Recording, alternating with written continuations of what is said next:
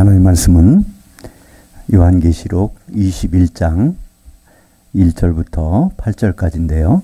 1절부터 3절까지 그리고 6절부터 8절까지 제가 읽겠습니다.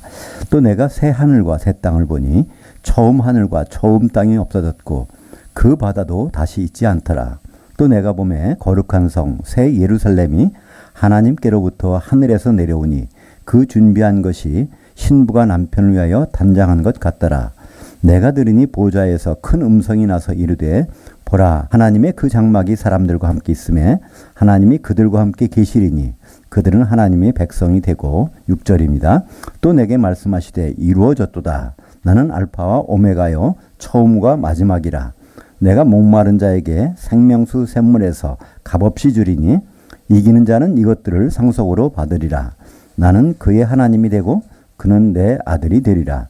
그러나 무서워하는 자들과 믿지 아니하는 자들과 흉악한 자들과 살인자들과 음행하는 자들과 점술가들과 우상숭배자들과 거짓말하는 모든 자들은 유황으로 타는 불못에 던져지리니 이것이 둘째 사망이라. 요한계시록 참 궁금한 이야기 13번째 시간입니다. 나는 누굴까? 하나님의 백성, 하나님의 상속자, 불못의 사형수 라는 제목으로 말씀을 나누겠습니다.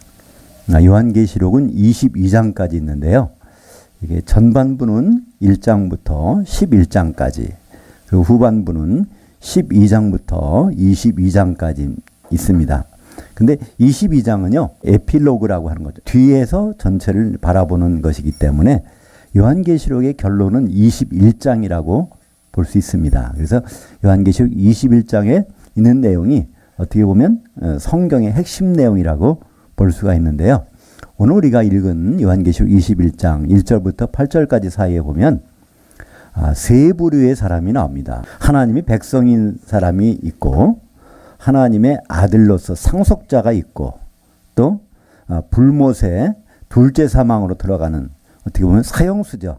집행만 안 할 따름인지 평생 거기에서 들어가는 그 사형수의 입장으로 되는 세 가지 부류가 있습니다. 이 지구상에 태어난 모든 사람들은요, 결론적으로 이 셋 중에 하나에 속하게 된다는 것입니다. 물론 그 과정이 낙원에도 갔고, 뭐 음부에도 가는 사람도 있고, 공중에 올라갔다가 또 불사경 유리받아 지옥에 던지는 사람도 있고, 여러 가지 경로들이 있을 수 있지만, 결론적으로는 바로 이 마지막에 가서 하나님의 백성이냐? 그렇지 않으면 하나님의 아들로서 상속자냐?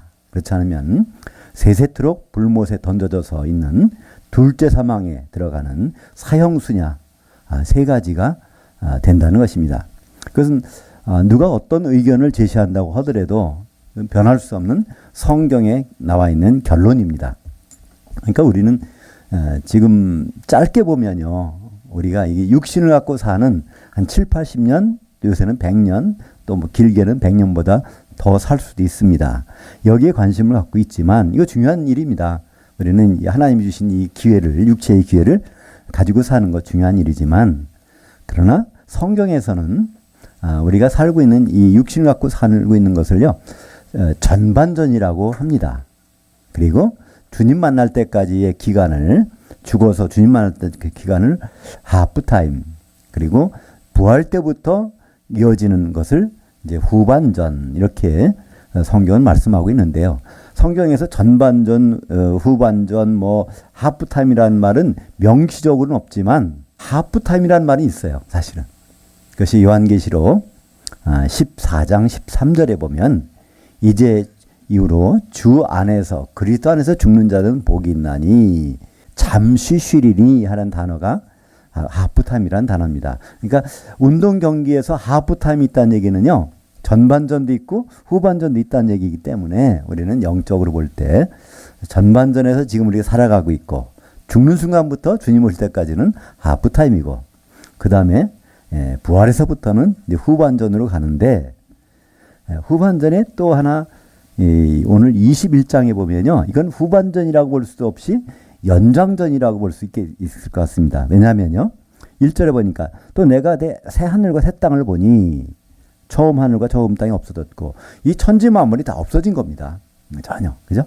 천년왕국이 지난 거예요, 지금. 천년왕국이 지나고 나서, 그러고 나서의 이제 시간들이니까 어떻게 보면 후반전을 넘어서 영원한 연장전이라고 볼 수 있습니다. 끝없는 연장전. 그때 우리 신분이 뭐가 될 것인가? 한 번씩은 다 생각할 필요가 있지 않겠습니까? 그죠? 이건 너무나 먼 일이다. 그렇게만 치부할 일은 아닐 것 같습니다. 그래서 오늘 제목을 나는 누굴까? 그것에 확신이 있다면, 그죠? 지금 전반전 사는 것에 대해서 어려움도 있고 슬픔도 있고, 그죠? 힘든 일도 있지만, 그러나 이 마지막에 나올 그 일들을 우리가 알고 준비한다는 기분으로 하면은 하나님이 왜 필요해서 허락하지 않았을까? 생각이 바꿔질 수가 있다는 것이죠. 21장의 내용은 20장과 연결되어 있습니다. 우리말은 요한계시록 20장에 백보자 심판이 마지막에 나오고 21장에 이제 연결되지만 원래 성경은요, 이렇게 장절 구분은 처음부터는 없었어요. 나중에 출판업자가 인쇄할 때 묶어놓기 뭐 하니까 이거를 번호를 매겨가지고 하는 것이 이제 이렇게 지금과 같은 장절이 매겨진 것입니다. 그렇기 때문에 바로 이 백보자 심판이 끝나면서 다 없어진 다음에 새로 시작되는 건데, 우리가 어디 설악산으로 여행을 갔는데 아침에 가서 이렇게 보려고 그러는데 아마 안개가 쫙 꼈단 말입니다. 그죠? 뽑을 수가 없어요. 근데 안개가 사라지는 순간에 앞에 있는 광경이 쫙 펼쳐지는 걸 볼 수 있습니다. 그죠? 마찬가지로 하나님은 원래 하나님의 하늘이 있는데 하늘들과 땅을 창조하셔서 지금 우리를 살게 하시고 있단 말이죠. 근데 이것이 없어지는 순간이 있다는 것은 베드로 후서에도 나오고 있어요. 그죠? 3장 7절에 보면 하늘들과 땅은 동일한 말씀으로 불사름을 당하기 위해서 간수된 바 되었으니, 그렇게 이야기 나오는데 그것이 언제 없어진다고요? 백보자 심판 이제 딱 되면 이제 쫙 없어지고 새로 펼쳐지게 되는데요. 거기서 새 하늘에서 새 땅이 내려온다는 거예요. 새 하늘이 있고, 그러니까 새 하늘이라는 건 뭘까요? 사도 요한은 처음 본 하늘이라는 거예요. 그죠? 지금 요한계시록은 사도 요한이 본 것을 쫙 기록하는 건데 처음 보는 거예요. 그러나 그건 어떤 하늘일까요? 천지 창조되기 전부터 있었던 셋째 하늘이죠. 그죠? 그것이 이제 이 하늘들이 쫙 사라지니까 이제 그것이 보이는데 거기에 새 땅이 있다는 것입니다. 근데 이 새 땅을 그 뒤에는 새 땅이라는 얘기가 안 나와요. 그것이 새 땅이 바로 무엇이죠? 그 뒤에 나오는 새 예루살렘, 거룩한 성 새 예루살렘이 이제 21장 10절에 보면요, 쭉 내려오는 장면을 이제 사도 요한이 보여주고 있습니다. 그러니까 새 땅이라는 것은 바로 이 새 예루살렘이라는 것이죠. 바로 이 땅이라는 것은 교회고, 교회는 바로 완성이 되면 어린 양의 신부인 바로 새 예루살렘이 되는 것입니다. 근데 여기에 들어오는 사람이 있다는 거예요. 그것이 바로 3절에 나오죠.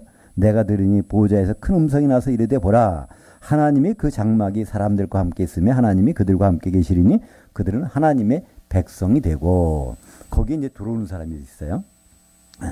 그렇다면 요 전에 가서 한번 백보자 심판이라는 걸 한번 생각해 볼 필요가 있습니다. 도대체 백보자 심판은 어떤 심판인가? 한번 같이 요한계시록 20장 11절과 13절과 15절을 같이 읽겠습니다. 또 내가 크고 흰 보좌와 그 위에 앉으신 이를 보니 땅과 하늘이 그 앞에서 피하여 간 데 없더라. 그 바다가 그 가운데서 죽은 자들을 내주고 또 사망과 음부도 그 가운데서 죽은 자들을 내주니 각 사람이 자기 행위대로 심판을 받고 누구든지 생명책에 기록되지 못한 자는 불못에 던져지더라. 그래서 이 백보자 심판 때가 쫙 펼쳐져 있는데, 여긴 물론 누가 심판하시죠? 주님이 심판하십니다. 그죠? 근데 그 옆에 누가 있을까요? 성도들이 있습니다. 그리스도 심판 때는 사도들이 옆에 있지만, 이제 이 백보자 심판 때는요, 성도들이 있어요. 그 성도들에 대한 모습은 요한계시록 20장 4절에 나오죠? 보좌들이 쫙 있는데 여기에 심판하는 권세를 받은 자들이 쭉 앉아 있더라. 이렇게 심판하는 권세를 받은 자들이 여기 쫙 앉아 있는데, 그들은 이제 그 뒤 설명이 나오죠. 순교당한 사람도 있고 그렇지 않은 사람도 있고, 이것이 쭉 설명이 나옵니다. 사실 성도들이 이제 백보자 심판에서 심판한다는 것은 어디 나오죠? 고린도전서 6장 2절에 나온다. 그죠? 성도들이 세상 사람들을 심판하는 걸 알지 못하느냐? 그것이 언제 심판하냐면 그리스도 심판대는 우리가 심판관이 아니니까 백보자 심판대에서 심판관들이 되는 것이죠. 근데 이제 심판관들은 있는데 거기에서 심판받는 사람들이 새 가운데서 나와요. 맨 처음에 어디서 나온다고요? 바다에서 나온다. 요한계시록에서는요, 이 바다가 크게는 두 종류예요. 세상을 바다라고도 해요. 그러나 또 하나는 영적인 감옥을 또 하나의 바다라고 합니다. 죽은 자들이 그 바다에서 나오는 거예요. 그러면 그 바다라고 했으니까 그곳을 쭉 따라가면요, 그곳에 조금 전에 가는 건 어디 가냐면 요한계시록 18장 21절에 그 바다가 나와요. 큰 성 바벨론이 바로 그 맷돌이 큰 이제 바다에 던져진 것처럼 거기서 가라앉아서 보이지 않더라. 그 바다라고 거기서 나오거든요. 근데 그 요한계시 18장 앞에 또 바다, 어떤 바다가 있는가 그걸 거슬러 쭉 올라가면요, 그 요한계시 15장 2절에 불 섞인 유리바다가 나와요. 그 불 섞인 유리바다, 그냥 우리가 있는 세상 바다가 아니라 불 섞인 유리바다. 그 유리바다라는 뜻은요, 투명하다는 거예요. 그 유리가 있어가지고 막 걸어가면 깨지는 그런 깨지는 바다라는 의미가 아니라 딱 들여다 보이는 그런 투명한 바다라는, 수정같이 맑은 유리바다가 여기 나오는데요. 그러니까 얼마나 깊다는 것을 설명하는 거죠. 그죠? 그래서 거기 한번 빠지면요, 올라올 수가 없는 큰 성 바벨론. 이게 딴 사람 얘기가 아닙니다. 그게 어디죠? 큰 음녀. 음녀라는 건 뭐죠? 타락한 교회고, 거기 성도들이거든요. 성도들이 거기에 이제 밑에까지 쭉 내려가서, 불바다 속에 내려가서 천년을 있게 되는 것이죠. 바로 그 위에는 누가 있다고요? 바로 그 흰옷을 입은 무리들이, 환란에 통과한 무리들이 거기서 모세의 노래, 어린 양을 노래 부르면서 부르고 있는 그 바다 위에서 하고 있는데, 이건 뭐죠? 기름을 준비해서 그리스도 심판에 통과한 사람들이 찬양하고 있는데, 그 바다 속에는 바로 이 지옥에 던져진 성도들, 그들이 거기서 있는 것입니다. 그 성도들이 그 바다에서 다시 한번 죽어서 있는 거예요. 부활을 했지만, 공중까지 올라갔지만 다시 바닷속에 들어가서, 그랬다가 천년이 참에 바다가 죽은 자를 내주고, 바로 이 바다입니다. 오늘 요한계시록 21장 1절에 보니까 내가 새 하늘과 새 땅을 보니 처음 하늘과 처음 땅이 없어졌고 그 바다도 다시 있지 않더라. 이게 바로 그 바다예요. 불 섞인 유리바다예요. 그죠? 왜냐면 이 천지 만물이 다 없어지고 이제 바로 새 하늘에 새 땅이 내려오는 거니까. 그래서 우리가 요한계시록 볼 때는 모든 설명은 요한계시록 안에 있습니다. 그래서 그 바다가 뭔지를 추적해 가보면 바로 불 섞인 유리바다고, 바로 큰 음녀가, 큰 성 바벨론이 들어가 있던, 바로 그 음녀라는 것은 여자가 타락했다는 거죠. 그러니까 그 여자는 요한계시록에서는 교회입니다. 그렇기 때문에 교회 성도들, 타락한 무리들이 이제 바닷속에 있다가 나오는 것입니다. 그렇기 때문에 요한계시록 백보자 심판에서는 세 가운데서 나와요. 바다에서 나오는 사람들은 예수 믿다가 공중까지 올라가서 주님 봤다가 거기서 쫓겨난 사람들. 천년 동안 이걸 다른 말로 지옥이라고 그러죠. 이것을 다른 말로. 우리는 지옥을, 예수 안 믿으면 간다고 그러는데, 성경에는 예수 믿는 사람이 지옥 간다고 돼 있어요. 예수 믿는 사람 중에서, 예수 믿으면 지옥 간다는 얘기가 아니라 예수 믿는 사람 중에서 예수님 만났다가 거기서 심판에서 떨어지면 이제 지옥으로 간다는 것이죠. 예수님 직접 말씀하신, 성경에서 지옥이란 단어가 많은 것 같지만요, 많이 안 나와요. 맨 처음 나오는 것이 마태복음 5장 22절입니다. 그 예수님이 말씀하셨어요. 산상수훈 가운데서 말씀하신 거예요. 내가 형제에 노하는 자마다, 그죠? 공회에 잡혀가게 되고, 또 심판을 받게 되고, 그리고 라가라 하는 자는 공회에 잡혀가게 되고, 미련한 자가 하는 자는 바로 불지옥, 지옥불에 던져지자. 형제 관계를 내가 원활하게 못하고 형제 사랑을 못하는 자들은 내가 만나서 이제 지옥에 던지겠다는 말씀을 주님이 직접 하셨고요. 요한계시록 18장 거기 6절에 보면 다시 거기서는 바다라고 말씀하세요. 이렇게 이 어린 자 하나를 실족해 하면, 그죠? 이 어린 자가 누구냐면 다시 새로 거듭난 자예요. 그죠? 성도를 얘기해요. 그죠? 성도를 실족해 하면은 목에 연자맷돌을 메어서 어디다가 바다에 던져지는 것이 당연하다, 이렇게 말씀하셨습니다. 그러면서 같은 마태복음 18장 8절과 9절에 보면 그것이 바로 불이고, 한 시대의 불이고 그것이 지옥이다 설명을 하고 계시거든요. 그렇기 때문에 예수님도 지옥을 바다라고 말씀하셨습니다. 요한계시록에는 분명 지옥이란 단어는 안 나와요. 그러나 바로 불 섞인 유리바다가 나오고 있죠. 그래서 예수 믿는 사람들이 아마 오히려 바다에 들어간 사람이 더 많을지도 몰라요. 어디를 보면요, 한번 요한 마태복음 25장에 보니까 주님이 오셔서 목자로 오시는데 양을 찾으려고 하는데 염소가 너무 많아가지고 염소 가운데서 양을 찾는다는 거예요. 그죠? 양과 염소의 차이가 뭘까요? 양은요, 목자가 인도하는 풀만 먹는 거예요. 그죠? 염소는 이것저것 다 먹어요. 완전히 그냥, 그 속된 말로 뭐라 그러죠? 그냥, 그런 말을 쓰기도 싫은데 단어를, 뭘 낸다 그러죠? 그 정도로. 그러니까, 우리가 신앙생활 하면서도 주님의 말씀, 사도들의 기초서구에만 세야 되는데, 그렇지 않은 경우에는 주님 보시기에는 염소가 될 수가 있다는 것이죠. 그 염소 무리 가운데서 양을 골라낼 정도니 바로 이 불섞인 유리바다에 던져질 사람들이 참 많다는 얘기입니다. 어떤 분이 동영상을 보시고 이렇게 질문을 주셨더라고요. 그 목사님 좀 이상한 말씀 하시는데요. 예수 안 믿은 사람 지옥 가는 거지 예수 믿는데 지옥 간다고 하면 이상하지 않습니까? 그 제가 이제 그 마태복음 5장 22절하고 여러 가지 말씀을 해서 말씀드렸더니 그렇군요. 이렇게 이제 납득은 하셨는데요. 일반적으로 예수 안 믿으면 지옥 가고 예수 믿으면 천국 가고 그런 말이 하는데요. 성경에 그런 게 없다니까요. 그죠? 우리가 만약에 예수 믿고 죽어서 천국 갔다면 예수님이 오신다고 할 때 어디 가서 만나겠어요? 예수님은 무덤에 있는 잡을 끌어서 이제 공중에 끌어올려서 만난다고 하는데 그렇잖아요.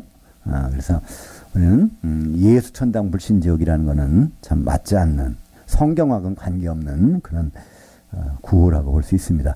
여하튼 이 바다에서 올라오는 사람들은 예수 믿었던 사람들 그러나 기름이 없어가지고 성령이 기름이 없어서 던져진 사람들입니다.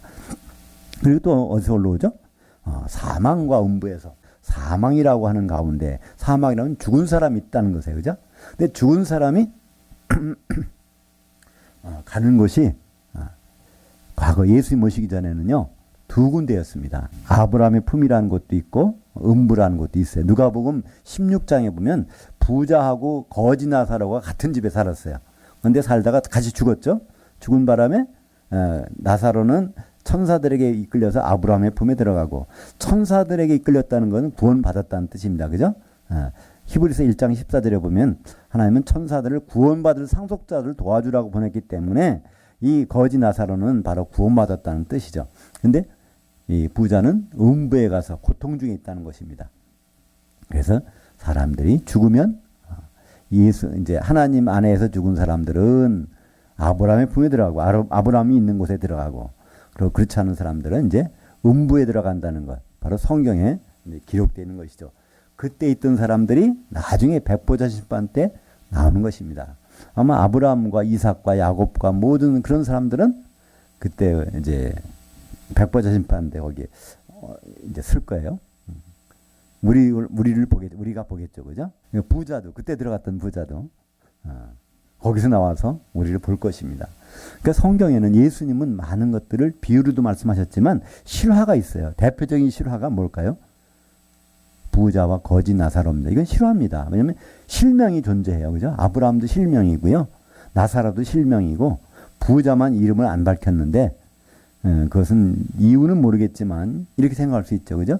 부자의 이름을 밝히면 그 후손들이 얼마나 민망할까요. 그죠?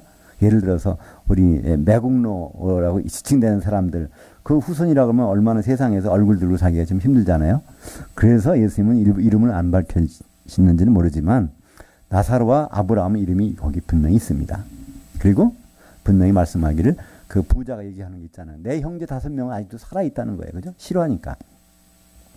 그 부자는 바로 백보자 심판에서 음부 가운데서 있다가 나오게 될 것입니다. 그래서 이 세 가운데서 나오는데 그들이 왜 그들이 나오게 될까요? 이름이 생명책에 있는지 없는지 보려고 그죠? 거기 보니까 생명책에 이름이 있다는 것은 무슨 뜻일까요?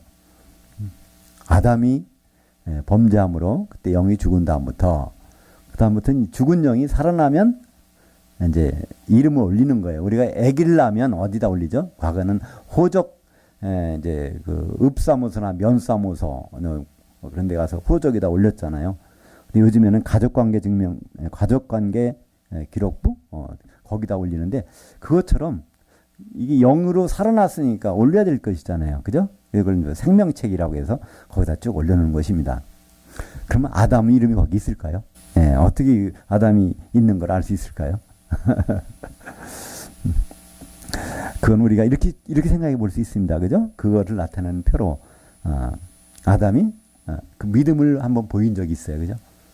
너 선악과를 먹으면 정령 죽으리라 그랬어. 그 죽는 줄 알았어. 근데 나중에 얘기하는 거 보니까 바로 여자의 후손을 통해서 바로 메시아가, 그러니까 사탄을 멸하는 메시아가 나온다는 거예요.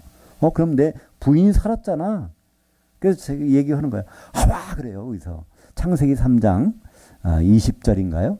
거기 보면 하와 그래요.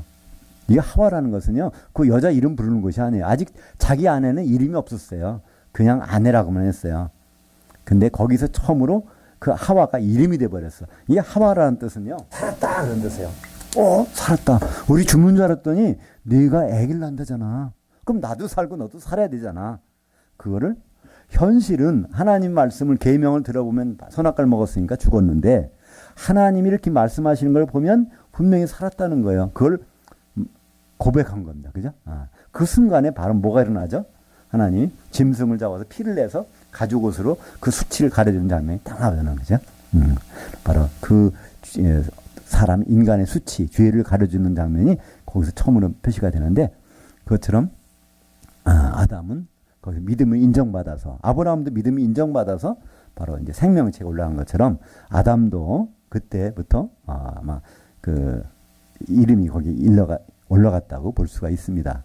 그렇기 때문에 우리는 모두가 다 죽은 상태에 태어나지만 이렇게 영이 살아나게 되고, 살아나면 그 생명체 이름이 올라가는데, 그 올라간 사람들은 거기 오늘 보니까 백보자 심판에서는 거기 이름 있는 사람들은 불못에 안 들어가고 다 이제 하나님의 장막에, 새 예루살렘에 들어가게 되는 것입니다.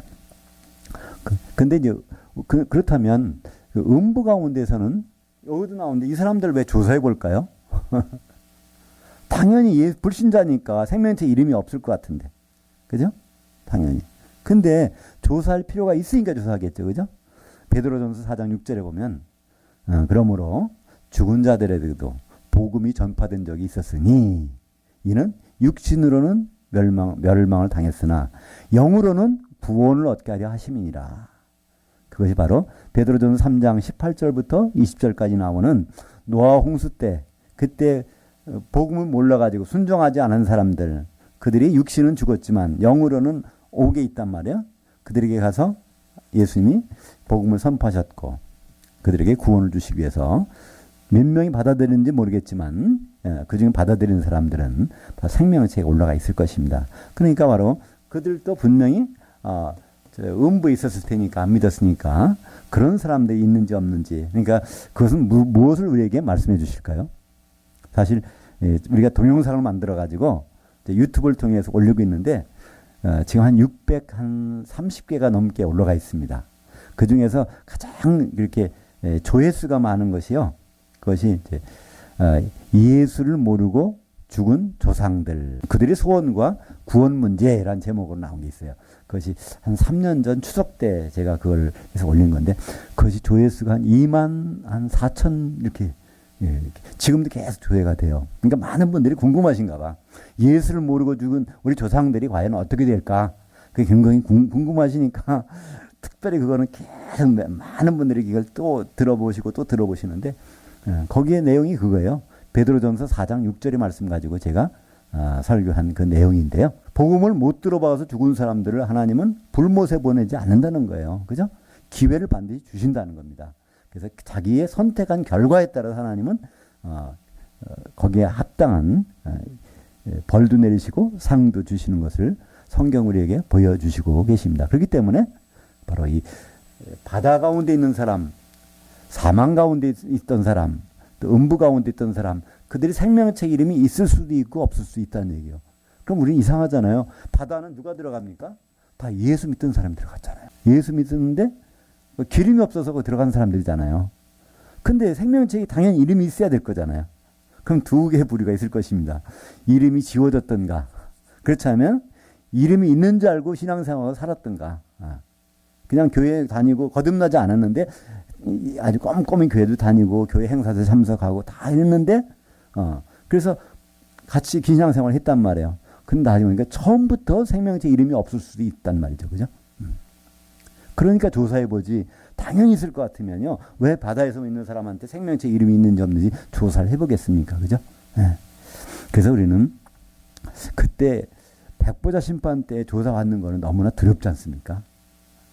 누가 자신할 수 있어요? 지워졌으면 어떻게 할게요? 가장 안전한 방법이 있다니까요. 심판받는 것이 아니라 심판하는 자리에 앉으면 돼요. 둘째 사망의 해를 받지 않는다고. 누가요? 바로 거기 그 심판 자리에 앉은 사람들은, 또 천년 동안 막노로 닿는 사람들은 둘째 사망의 해를 절대로 안 받는다는 거예요. 그렇다면 그보다 안전한 길이 어디 있어요? 그러니까 기름 준비하는 거는 만사 형통이에요. 그것만 준비되면요, 다시 백보자 심판대에서 심판받을 일이 없어요. 심판 자리에 앉아서 둘째 사망의 해를 받지 않는다. 둘째 사망이 뭐죠? 불못이라고 성경은 말씀하고 있으니까. 그러니까 불못 갈 일은 전혀 없어요. 뭐만 준비하면? 기름만 준비하면. 그래서 여기에 바다 가운데서, 사망 가운데서, 음부 가운데서 심판을 받아가지고 이제 올라오는 사람들, 그 사람들이 들어가는 곳이 어디라고요? 보니까 3절에 나오는 하나님의 장막. 그러니까 새 예루살렘을 하나님의 장막이라고 설명하고 있는데, 그것이 바로 이제 신부가 신랑을 위해서 준비한 것 같은 새 예루살렘이 바로 그 장막이라고 소개하고 있습니다. 근데 여기서 하나 궁금한 것이 있어요. 낙원은 어디 가버렸죠? 낙원. 우리가 죽으면, 예수 안에서 죽으면 낙원에 가서 쉬고 있는데, 여기는 백보자 심판은 낙원에 있는 사람이 아무도 없어. 왜 그럴까요? 낙원은요, 예수님 오실 때 낙원은 텅텅 비어버려요. 거기 있던 사람들은 다 올라가잖아요. 어디 나오죠? 데살로니가전서 4장 16절에 오면 주께서 호령과 천사장의 음성과 하나님 나팔로 친히 하늘로부터 강림하시리니 그리스도 안에서 죽은 사람들이 일어나고, 그때까지 살았던 사람들 뒤따라서 공중에 올라가니까 낙원은 텅 빈 거예요. 그러니까 비어버렸으니까 더 있을 일이 없잖아요. 우리나라 예를 들어서 그 교도소, 형무소마다 죄수가 다 비었다 그러면 그거 뭐들은 묵혀두겠어요? 완전히 그런 있을 리 없다면 그건 다른 데로 사용하겠죠. 그래서 낙원은 그 이후부터는 들어간 사람이 없으니까, 그렇잖아요. 그리스도 안에서 죽어서 거기 낙원 들어갈 사람이 어디 있겠어요. 그래서 백보자 심판 때는요, 낙원에서 나오는 사람은 아무도 없습니다. 일단 낙원에 있던 사람은 공중까지 올라갔다가 낙원 들어가는 것이 아니라 빼갈 때는 어디 가요? 바다, 불삭경 유리바다를 갔다가 거기서 천년 후에 나오기 때문에 그렇습니다. 그래서 백보자 심판 때는 단 세 곳에서밖에는 나오지 않습니다. 그렇다면 우리는 한번 이거 생각할 수 있어요. 무저갱은 어떻게 됐지? 무저갱은 사람이 들어가는 것이 아닙니다. 여기 귀신이 들어갔다가 나오는 것이기 때문에 그거는 구원과는 관계없는 사람들, 그죠? 무저갱. 그래서 무저갱도 백보자 심판에는 등장하지 않습니다. 그렇다면 이 하나님의 장막, 새 예루살렘에 그게 완성이 돼야 들어갈 거잖아요. 집이 오래돼서 부숴버렸어. 그러면 재건축을 했고 집이 완성돼야 입주를 할 수 있잖아요. 지금 백보자 심판을 해가지고 거기서 불못에 안 들어가고 새 예루살렘 들어갈 사람들이 다 모이는데 그 사람들이 들어갈 집이 마련돼야 되잖아요. 그건 누가 마련할까요? 요한계시록 3장 12절 같이 읽겠습니다. 이기는 자는 내 하나님의 성전의 기둥이 되게 하리니. 거기 이제 프린트물 가운데 맨 위에 보면 공중에서 하나님이 장막되는 이기는 자들, 하나님의 아들들. 여기서 하나님의 아들이라고 하는 것은 꼭 남자를 얘기하는 것은 아닙니다. 우린 왜 그러냐면 예수 그리스도 안에서는요, 성의 구분이 없어져요. 갈라디아서 3장 28절에 보면 그리스도 안에서는 유대인이나 헬라인이나 종이나 자유자나 남성 여성이 하나라는 거예요. 그래서 여기 아들이라고 해도 남자와 여자가 다 들어가는 겁니다. 그래서 하나님의 아들이라는 것은 무슨 뜻이죠? 상속자라는 뜻이에요.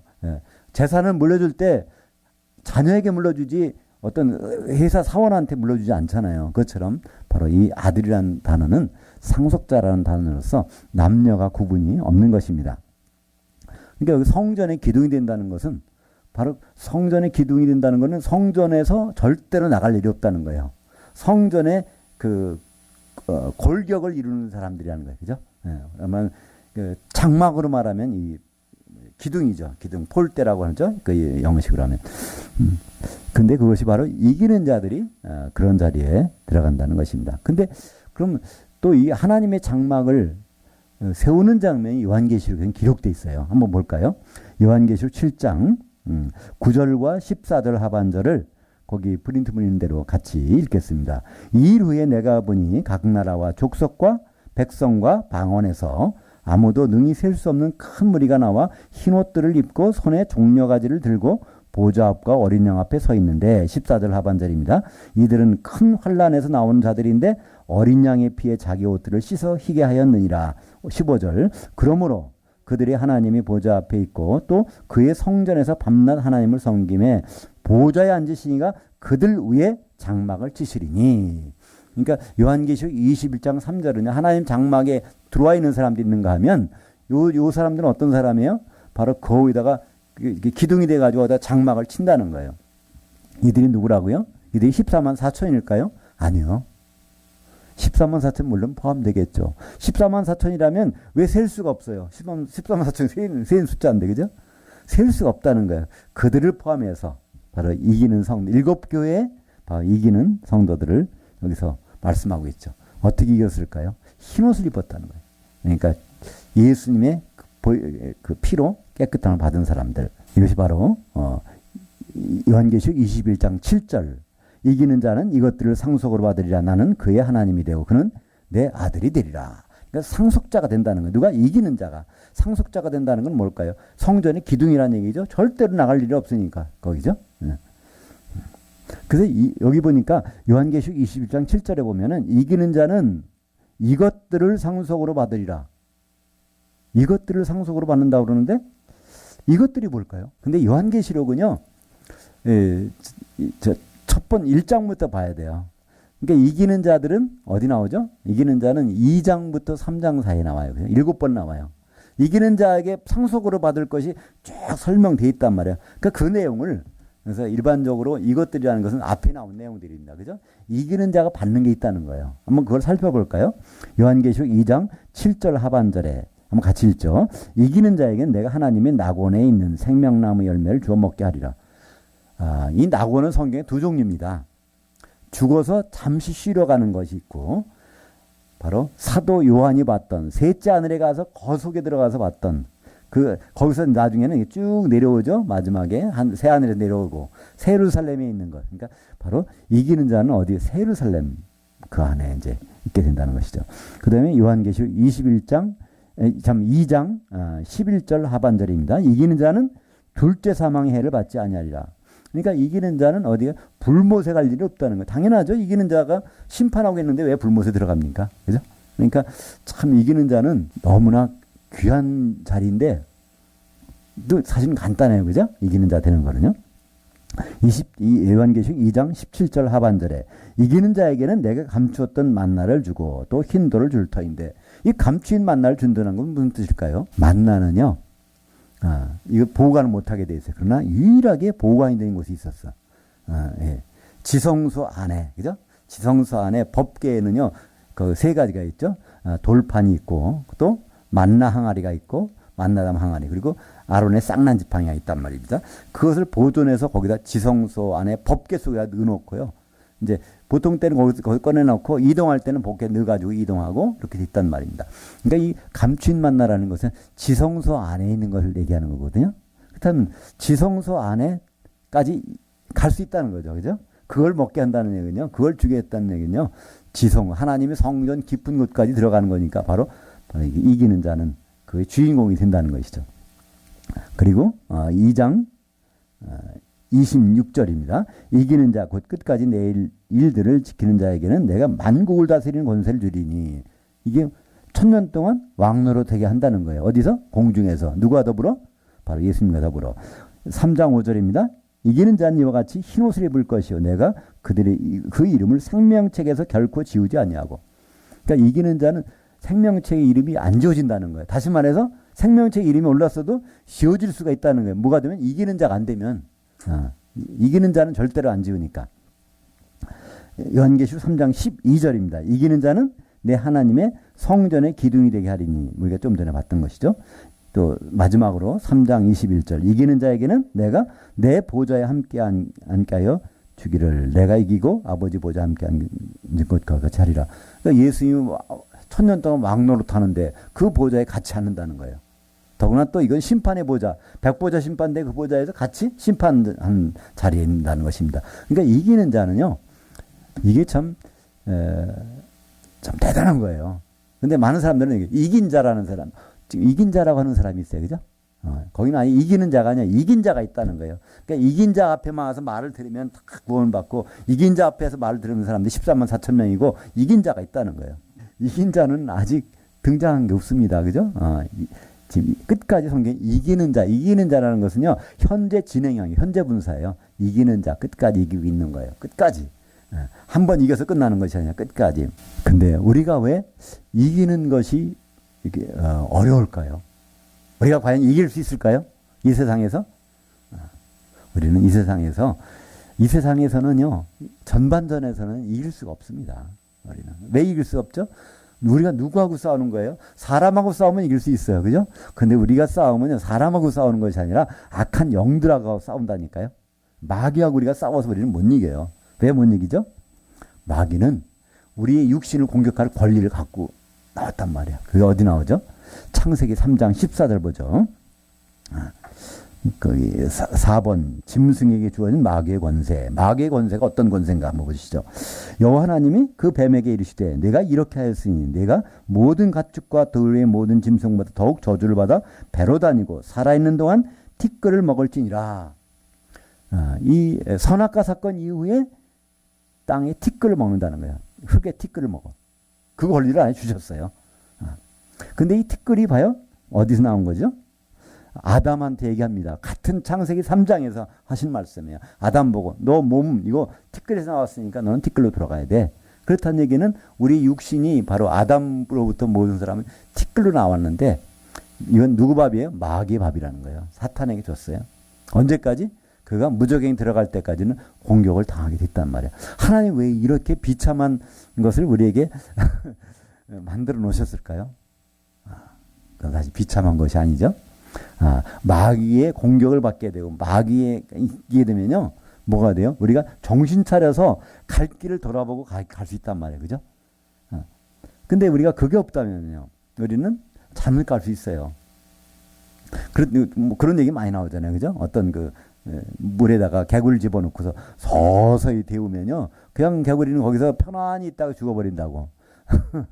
같이 데워지는지 모르고 그냥 따뜻하다 나면 죽어버린다는 거예요. 제가 그런 말씀 몇 번 드린 적이 있는데, 꽃게의 말씀을 제가 몇 번 드린 적이 있죠. 제가 이제 에콰도르에 있을 때인데, 그때 한국에서 어떤 목사님의 설교 테이프를 누가 가서 보내줘서 그걸 들은 적이 있어요. 그래서 설교 테이프의 내용을 보면 어떤 목사님이 거기서 이제 서울에는 오징어, 활로 회를 먹을 수 있습니다. 막 그러면서 하더라고요. 원래 오징어는 서울에서 그 회를 못 먹었다는 거예요. 왜냐면 오징어를 가지고 속초에서 잡으면 서울까지 오는 동안에 이게 죽어버린다는 거예요. 근데 누가 그 하나 기발한 아이들 내서 회를 먹을 수 있다는데, 그 설명을 어떻게 해주시냐면, 거기다 오징어를 잡은 거기다가 꽃게 2마리를 탁 집어넣어서 그 트럭에다 싣고 왔다는 거예요. 그래서 서울에서 딱 열어보니까 오징어 몇 마리는 다 이제 없어졌는데, 바로 그 오징어들이 긴장해가지고 다 살아있다는 거예요. 꽃게한테 잡혀 먹을까봐. 그래서 그때부터는 서울에서도 오징어의 화로 회를 먹을 수 있습니다. 이제 거기서 처음 듣게 됐는데, 바로 하나님도 우리에게 마귀, 귀신, 악한 것들을 왜 주신 일이 뭘까요? 우리가 너무 이게 모든 게 잘 풀리면요, 잘못된 길로 막 빠질 수 있단 말이에요. 정신 안 차릴 수가 있어요. 그죠? 그러니까 이제 우리에게 가끔씩은 끔찍한 일도 벌어질 수 있고 뭐가 벌어지는데, 결국에 나중에 시간을 돌이켜보면요, 그래도 하나님은 은혜라는 걸 나중에 깨닫게 되시잖아요. 그죠? 우리는 그래서 지금 하늘이 무너지는 일을 지금 당했다고 생각해 보세요. 그러나 그것이 한 달 후에는 어떻게 될까? 1년 후에 어떻게 될까? 나중에 그것을 10년쯤 후에 가보면요, 별거 아니었는데 그때는 그냥 큰일 나는 거로 알았다는 걸 생각해 봅니다. 그죠? 마찬가지로 마귀가 활동하는 것은 하나님이 허락하셨어요. 욥을 보세요.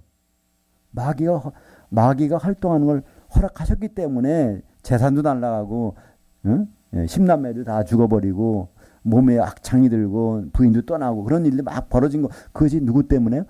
허락하셨잖아요.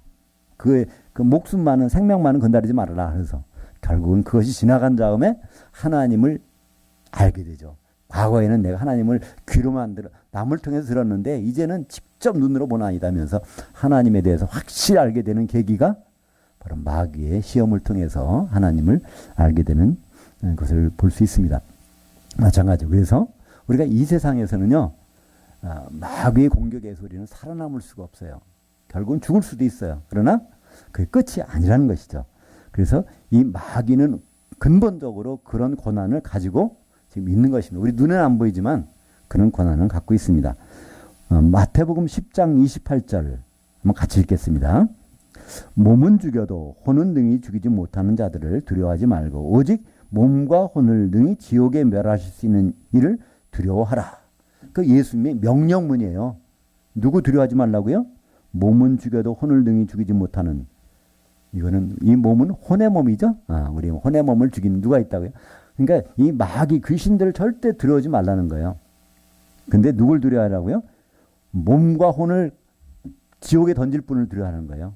근데 우리가 이런 심판은 어디 가서 받죠? 공중에 가서 받잖아요. 그리스도 심판대. 그리스도 심판대는요, 이 몸을 가는 것이 아닙니다. 죽었으면 영의 몸을 입고 살았으면 호련히 변화해서 바로 영의 몸을 가지고 올라가는데, 영의 몸과 혼을 지옥에 던질 분, 바로 그리스도 심판대죠. 그분을 두려워하라는 거예요. 근데 우리는 이 세상 것만 눈에 보이는 가지고 하나님을 찾지, 그 뒤에 주님을 만날 때 상황은 우리는 염두에 두지 않잖아요. 이 번역은 뭐 이렇게 됐지만 이 번역의 뒷배경은 그렇단 말이죠. 첫 번째 몸은 바로 혼의 몸입니다. 혼이 들어가 살고 있는 이 몸, 이건 마귀가 공격할 수 있다는 거예요. 그건 당연하다는 거예요. 그러나 그 혼, 이 속에 들어있는 혼은, 나는 마귀는 공격 못한다는 거예요. 요한계시록 12장 9절 같이 보죠. 큰 용이 내쫓기니 옛뱀 곧 마귀라고도 하고 사탄이라고도 하며 온 천하를 꿰는 자라. 그가 땅으로 내쫓기니 그의 천사들도 그와 함께 내쫓기니라. 여기서 이 창세기에 나오는 에덴 동산에 쓴 뱀이 처음으로 누군지를 더 설명해 주는 거예요. 성경 전체를 봐도요, 여기까지 올 때까지, 요한계시록 12장 9절까지 올 때까지 에덴 동산의 뱀이 누군지를 아무도 몰랐어요. 사실은 아무데도 창세기에서 어디 뱀 보고 사탄이라고 합니까? 마귀라고 합니까? 아니요, 그런 적이 없어요. 요한계시록 11장까지도 그런 얘기가 없단 말이에요. 그러다가 12장에 가보면 바로 그 용이 바로 옛 뱀이요, 마귀하고 사탄이다, 이렇게 얘기하는, 이렇게 말씀하고 있어요. 그러니까 바로 이 뱀은 땅을 이렇게 덮고 살잖아요. 근데 용은 어떻게 죠? 공중에 있어. 공중권세를. 그러니까 이게 활동 무대가 좀 달라진 거예요. 그죠? 땅도, 이제, 이 땅은 교회죠. 마귀가. 이제 교회로 내려오는 장면이 이제 요한계시록 12장에 나옵니다. 교회에서 활동한다는 거예요. 우리는, 교회만 가면 안전하다고 생각하는데요. 마귀는 활동 무대가 교회라는 거예요. 다른 데는 아예 자기 편이니까 더 이상 손댈 필요가 없어. 거기 가서 뭐 간섭할 필요도 없어. 어차피 자기들 편이니까. 그러나 이 교회만큼은 그들이 일거리가 있다는 것입니다. 그러니까 교회에서 가장 조심할 분이 누구일까요? 목사님들이 가장 조심할 분 같아요. 그죠? 왜냐하면 마귀가 그쪽만 이렇게 조정하면은 마음대로 자기가 끌고 갈 수 있을 테니까 그렇겠잖아요. 그죠? 마귀는 미련하지 않습니다. 아주 뱀같이 지혜롭다고 그랬잖아요. 아주 슬기롭기 때문에, 그러니까 큰 교회일수록, 크게 쓰이는 목사님일수록 굉장히 공격받는 확률은 더 높을 것 같습니다. 요한계시록 13장 4절. 사람들이 그 짐승에게 권세를 준 그 용에게 경배하며. 보니까 용이 누구예요? 사탄이 누구에게? 적그리스도에게 권세를 다 몰아줬다는 거예요. 앞으로 이제 짐승이 나타나면 그 짐승은 사탄의 권세를 가지고 우리를 공격할 것입니다. 그러니까 우리는 짐승을 견딜 수가 없는 거예요. 우리는 짐승이 나타난다고 해서 그들과 작전을 잘 세워서 싸운다? 이거 아닙니다. 우리는 사도들의 기초석에 바로 요한계시록에 나온 그 길만은 가는 거예요. 순교다른 운명이 있으면요, 아주 그냥 순교를 당해야 되는 거예요. 그렇지 않고 또 다른 길, 빌라델피아 같은 운명이라면 또 그 길로 가는 되는 것이고, 그래서 각각 하나님이 지정해 주신 길대로만 가면 되지, 거기서 앞에서 마귀하고 싸우고 이길 생각은요, 처음부터 안 하시는 게 좋습니다. 왜냐하면 마귀는 우리보다 강하거든요. 근데 왜 그들을 강하게 했을까요? 우리를 옳은 길로 인도하기 위해서 그들을 강하게 만들어 놓으신 거예요. 그죠? 그렇기 때문에 5번으로 가면요, 성도들은 혼의 몸으로 싸워서 이기는 자들이 아니다. 우리는 이긴다고 할 때요. 믿음을 가지고 이겨서 그 마귀를 대적한다는데요. 그거는 불가능한 일입니다. 왜 그렇죠? 에베소서 2장 2절에 그때 너희는 그 가운데서 행하여 이 세상 풍조를 따르고 공중의 권세 잡은 자를 따랐으니, 이 그때라는 것은요. 에베소의 성도들에게 성도가 되기 전에 이랬단 얘기예요. 성도가 되기 전에는 바로 공중의 권세 잡은 자, 마귀죠. 마귀에게 속해서 그 생활을 같이 했다는 거예요. 요한계시록 12장 13절 같이 읽겠습니다. 용이 자기가 땅으로 내쫓긴 것을 보고 그 남성을 낳은 여자를 박해하는지라. 그래서 이제 지난 시간에 12장을 우리가 했어요. 그죠? 여자가 낳은 아이가 나오는데 아이를 몇 명 뒀다고요? 7명. 그죠? 그래서 첫째 사내 아이는 올라갔어요. 어디요? 이제 빌라델피아에게는 올라갔어. 그러니까 이 핍박하는데 누구를 핍박해? 6교회를 핍박할 거예요. 그죠? 6교회. 그래서 6교회를 핍박하는데 그때 그들이 한 때와 두 때와 반 때를 전 3년 반을 거기서 양육을 받는 거예요. 누구한테? 11장이면 두 증인한테. 그러니까 두 교회가 그 자체적으로 거기서 말씀을 이제 가르치는 그런 그 예언을 하는 일로 해서 양육을 받게 되는데, 이게 전 3년 반이 딱 끝날 쯤에 여기 보니까 용이 물을 확 풀어가지고 이제 죽이는 거예요. 여자를. 그 여자가 바로 거기는 6교회가 남았는데 그 중에서 2교회가 싹 순결당하죠. 그 연월일시에 물을 품어서 쫙 했는데, 그 땅이 물을 흡수해서 딱 보니까 이제 무덤엔 들어가지 않고 길바닥에 이제 두 증인은 길바닥에 3년 반 동안, 3일 반 동안 있다가 나오게 되고, 근데 4교회가 남잖아요. 4교회 보고 뭐라고 하라고요? 보니까 13장 7절을 우리 보겠습니다. 13장 7절. 또 짐승이 권세를 받아 성도들과 싸워 이기게 되고. 그러니까 여기 보세요. 성도가 이기나요? 짐승이 이기나요? 짐승이 이깁니다. 성도는 지게 돼 있어요. 철저하게 지게 돼 있어. 세상적으로 보면. 그러나 하나님 보시는 관점은 그 이기고 지는 건 하나님 심판은 다른 거죠. 그죠? 성도들과 싸워서 이기게 되는데, 거기서 8절 읽겠습니다. 죽임을 당한 어린 양의 생명책에 창세 이후로 이름이 기록되지 못하고 이 땅에 사는 자들은 다 그 짐승에게 경배하리라. 그러니까 생명책에 이름이 기록된 적이 없다는 얘기는 거듭나 본 적이 없던 사람도 신앙생활 하고 있다는 거예요. 땅에 와서. 그죠? 교회에 와서. 그런 사람들은 당연히 짐승에게 경배한다는 거예요. 그러니까 여기 보니까 우리는 교회 다니면은 다 땅에 속하면 전부 다 생명체 이름이 있는 것 같지만요. 이름이 없는 사람이 있다는 거예요. 얼마든지. 예. 그리고 또 9절 볼까요? 누구든지 귀가 있는 자들은 들을지어다. 10절. 사로잡힐 자는 사로잡혀갈 것이요 칼에 죽은 자는 마땅히 가게 죽을 것이니 성도들의 인내와 믿음이 여기 있느니라. 사로잡힐 자 누구예요? 짐승에게 사로잡혀서 거기 할 수 없이 짐승의 표를 받고 사는 사람들. 그렇게 할 수밖에 없다는 거예요. 3년 반 동안에 굶고 살 수는 없다는 거예요. 그죠? 예. 그리고 칼에 죽을 자, 순교당할 자, 서만한 교회하고 버가모 교회는 그렇게 된다는 거예요. 근데 이것을 그냥 하는 것이 아니라 할 수 없이 나 죽기 싫은데 죽는 게 아니라 그를 감사하면서 여기 인내와 믿음이 있다는 거잖아요. 그죠? 하나님이 짜놓은 일정표대로 우리가 이렇게 가는군요. 이렇게 되는군요. 그걸 가지고. 그러니까 표를 받은 사람은 할 수 없다는 거예요. 사로잡힐 때는 사로잡히게 된다는 거예요. 문제는 이제 그 후 3년 만이 끝났을 때 회개를 해야 되는데, 그죠? 그거를 잊어버리면 안 된다는 거죠. 그 어린 양의 피에 바로 그 두루마기를 빠는 자들은 복이 있고 바로 새 예루살렘에 들어갈 수 있는데 그것만 잊어버리면 안 되는 거예요. 인내와 믿음은 반드시 가져야 되는 거예요. 그죠? 이런 시기가 올 때 오히려 거기서 나 피를 안 받겠습니다. 뭐죠? 나 표를 안 받겠습니다 하고 싸우고 짐승이 싸워서 이기려고 그 생각하지 말라는 거예요. 있는 그대로 가라는 거예요. 왜냐하면 성도들의 권세는 깨지게 돼 있다는 겁니다. 그래서 성도들의 인내와 믿음 여기 있느니라. 요한계시록 14장 12절 보겠습니다. 성도들의 인내가 여기 있나니 그들은 하나님의 계명과 예수의 그 믿음을 지키는 자니라. 성도들이라는 것은요. 누구라고요? 하나님의 계명. 하나님 계명은 이제 새로 나왔으니까 새 계명이죠. 그죠? 그와 그 믿음을 지키는 자들. 누구의 믿음? 예수의 그 믿음. 우리말 성경 번역은요. 예수에 대한 믿음이라고 돼 있어요. 우리말 성경 번역은. 네, 원래 원문 번역은요. 예수의 그 믿음. 예수의 그 믿음 지키는 자가 이것이 바로 성도들이라는 것입니다. 이 지킨다는 것도 주목하는 자예요. 도대체 예수님은 어떤 믿음을 갖고 계셨죠? 예수님 원래 독생자이신데 죽으시고 부활하셔서 맏아들 되신 믿음이에요. 그러니까 그분의 맏아들이라는 그 믿음을 갖고 있으면 우리는 하나님의 아들 되는 것은 하나님의 은혜로 가능하다는 거예요. 우리가 열심히 싸워가지고 아들 되는 것이 아니라 바로 예수의 그 믿음 안에서 우리는 그분이 계획 속에만 들어가 있으면 당연히 우리는 이기는 자가 된다는 것입니다. 그래서 13절 하반절을 지금 이후로 주 안에서 죽는 자들은 복이 있도다 하심에 그 영이 이르시되 그러하다 그들이 수고를 그치고 하프타임 가지리니 이는 그들이 행한 일들이 따름이라 하시더라. 하프타임, 죽는 순간부터 하프타임이 언제까지? 부활할 때까지. 그럼 후반전, 그때가 우리는 이기는 자로서 선언될 때라는 거예요. 전반전에 죽는 것 같지만요, 아니요. 세상에 그런 얘기도 있죠. 지더라도 잘 져야 된다고 하더라고요. 어떤 게임에서 지는 거를 잘 져야 그 다음에 반드시 이길 수 있다는 거예요.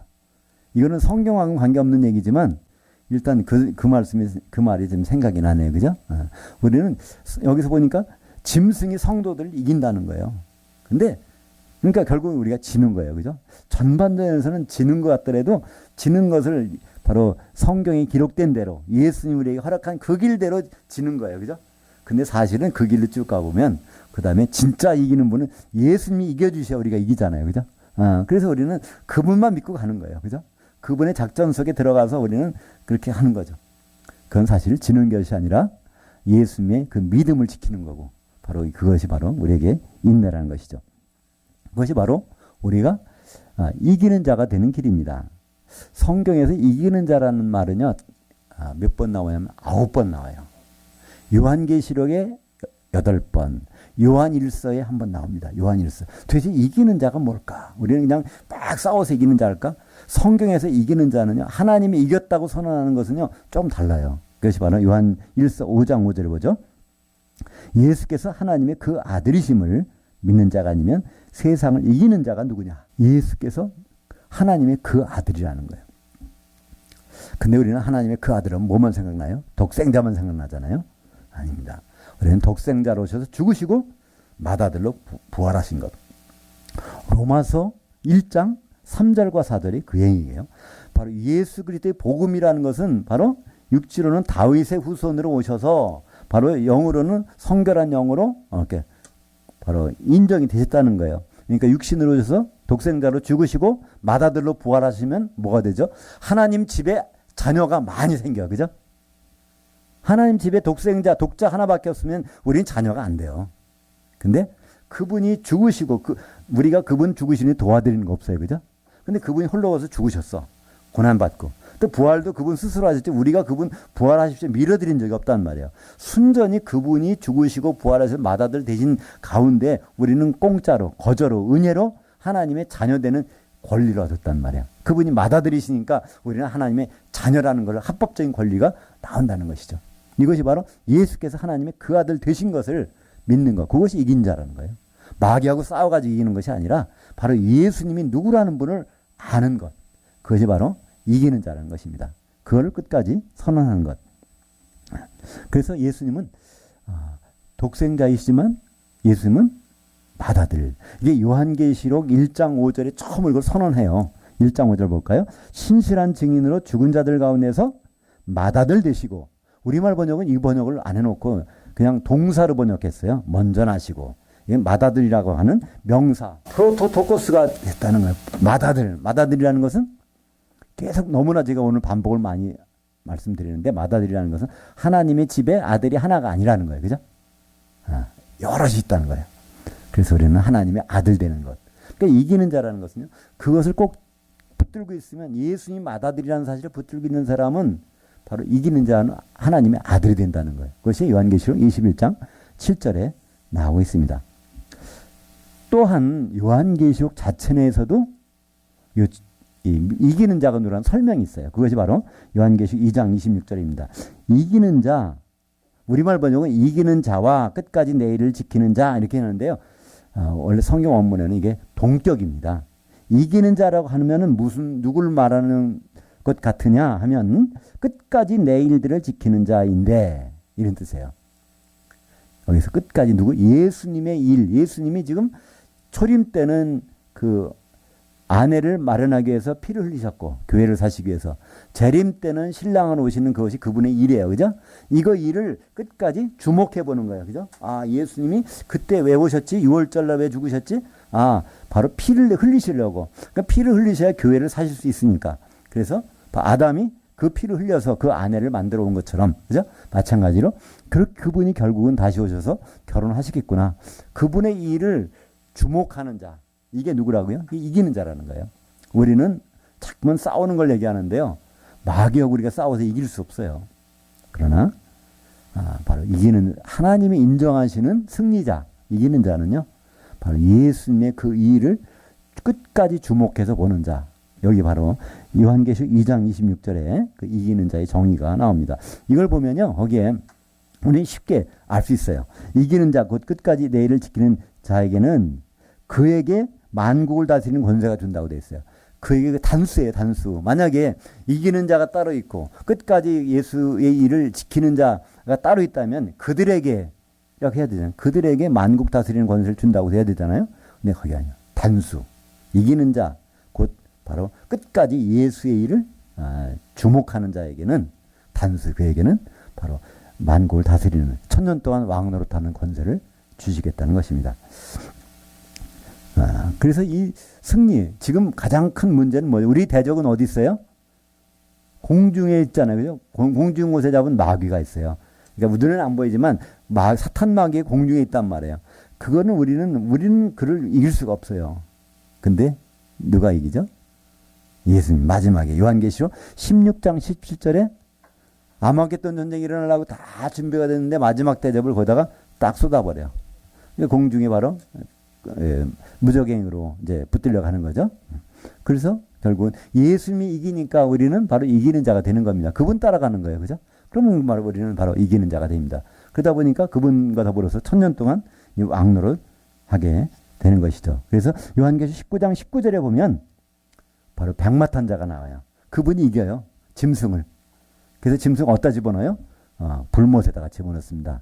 거짓 선지자도 불못에다가. 그러니까 이 불못의 1호가 누구죠? 짐승. 바다에서 올라온 짐승. 2호는 이제 그러니까 거짓 선지자. 그러니까 1호는 적그리스도, 2호는, 그러니까 3등은 누굴까요? 마귀. 그것이 바로 요한계시록 20장 그 10절에 나오죠. 마귀가 이제 거기로 들어가. 거기 가보니까 이미 저 짐승과 거짓 선지자가 있더라. 그래서 3등으로 거기 들어가게 됩니다. 그렇기 때문에 우리는 아주 이기는 가장 쉽고 간단한 방법. 요한계시록 20장 6절 같이 보겠습니다. 이 첫째 부활에 참여하는 자들은 복이 있고 거룩하도다. 둘째 사망이 그들을 다스리는 권세가 없고 도리어 그들이 하나님과 그리스도의 제사장들이 되어 1000년 동안 그리스도와 더불어 왕노릇하리라. 그러니까 이 첫째 부활이라는 것은요, 제일 좋은 부활이라는 뜻입니다. 왜 그러냐면 주님이 오시면 다 부활해요. 누구나 다 부활해. 근데 공중까지 올라갔다가 거기 다시 죽으면 이거 안 되잖아요. 그죠? 바다에서 던져져서 1000년 동안 죽은 자들 가운데 있으면 안 되잖아요. 그러니까 제일 좋은 부활에 참여하는 자들은 그 공중에서 계속 끝까지 1000년 동안 주님과 더불어 왕노릇하는 자들. 이게 진짜 이기는 자들이죠. 그죠? 부활에서부터 도리어 그때에서 비로소 우리는 이기는 자라는 것을 실감하게 될 것입니다. 그전엔 매번 지는 것 같아. 그죠? 날마다 지는 것 같아. 힘들고 어렵잖아요, 사실. 그러나 그것은 한 과정에 지나지 않습니다. 그래서 우리는 오늘 보니까 불못에 들어간 자들이 누가 들어간다고요? 8절에 보면 다시 처음으로 돌아가서 요한계시록 21장 8절 한번 볼까요? 그러나 무소하는 자들과 믿지 않는 자들과 흉악한 자들과 살인자들과 음행하는 자들과 점술가들과 우상숭배자들과 거짓말하는 모든 자들은, 여기에 내가 포함될까요? 안 될까요? 다 포함될 수 있어요. 그죠? 내가 그러니까 무서워하지 않을 수도 있다고 하더라도 내가 하나님 보시기에 믿지 않을 수도 있어. 제대로. 그죠? 또 흉악한 자, 나는 선하다고 하지만 또 흉악할 수도 있어요. 또 난 살인 안 했다고 하지만 심지어 뭐라고 그래요? 형제 보고 미워하는 거 이미 살인했다는 거예요. 그렇잖아요. 그죠? 그러니까 어떤 음욕을 품어도 이미 간음했다는 거고, 마음속에 일어나는 모든 것까지도 다 이건 죄라는 건데, 여기에서 자유로울 사람이 어디 있어요? 그러니까 여기서 자유로울 수 있는 유일한 거는 바로 요한계시록 22장 14절 한번 같이 읽죠. 자기 옷들을 빠는 자들은 복이 있으니 이는 그들이 생명나무에 나아가며 그 문들을 통하여 그 성에 들어갈 권세를 받으려 함이로라. 네. 그래서 우리는 이것을 빨지 않으면 예수님의 보혈에다가 우리의 것을 빨지 않으면요 이건 아무리 세탁해도요 하나님께 합격이 안 돼. 그러나 별짓을 다 해도 심지어는 짐승의 표를 받고 뭘 했어도 빨면 된다는 거. 이게 뭐죠? 회개라는 단어로 사용할 수 있는 거죠. 그죠? 그분께 들어가서 그분은 어떤 분이에요? 구약에 보면 성막에 물두멍 같은 분이에요. 물두멍은 치수가 없다 그랬잖아요. 한 번 빨아도 되고 두 번, 100번 빨아도 돼요. 바로 거기에 빠르면 휘어져서 흰 옷을 입고 한 세마포 옷을 입고 바로 그분의 결혼식에 들어가는 자들이 될 것입니다. 그러니까 우리는 세상 사람들은 저를 포함해서 모든 사람이요 세 가지 운명을 가게 되어 있습니다. 그 운명의 결정은 어디서요? 지금 우리가 전반전 사는 동안에 결정이 되어버립니다. 하나님의 배 여러 굴곡을 겪어서 지옥도 들어갔다 나오고 별짓 다 해가지고 했다가 나중에 생명체에 다행히 이름이 있어갖고 바로 새 예루살렘에 들어갈 수도 있지만 그러다가 이 이름이 없으면 큰일 나죠. 그러나 안전한 경우는 바로 기름을 준비하고 있다가 바로 혼인잔치에 들어갔다가 1000년 동안 왕노로 타고 둘째 사망의 해를 전혀 받지 않는 심판의 자리에 올라서서 가는 성전이 되는 성전의 기둥이 되는 자들. 그건 기름 준비입니다. 성령의 기름 준비만 하면 됩니다. 근데 그것도 아니고 이것도 아니고 그럼 어디 가죠? 불못에 들어갈 수밖에 없습니다. 그 불못이라는 건 지옥하고 다릅니다. 지옥은 1000년만 버티면 돼요. 근데 불못은요 세세토록입니다. 그건 그 길을 가서는 안 되는데 그 길을 갈 자들이 많을 수도 있습니다. 그죠? 우리는 잘 모르겠지만 그렇게 많으니까 우리는 절대로 그 길 가지 말라고 계속 복음이 이렇게 말씀하는 거 아닙니까? 기도하겠습니다.